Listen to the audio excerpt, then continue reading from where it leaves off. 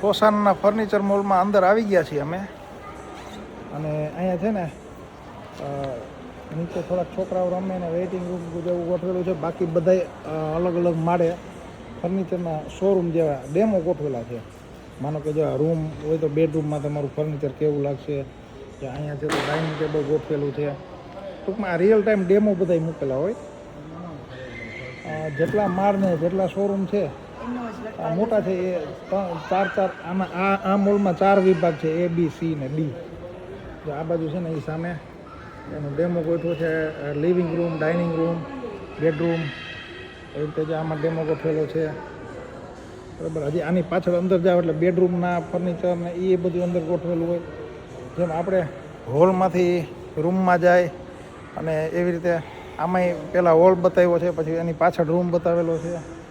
અને આ રીતે ડેમો કરેલા છે.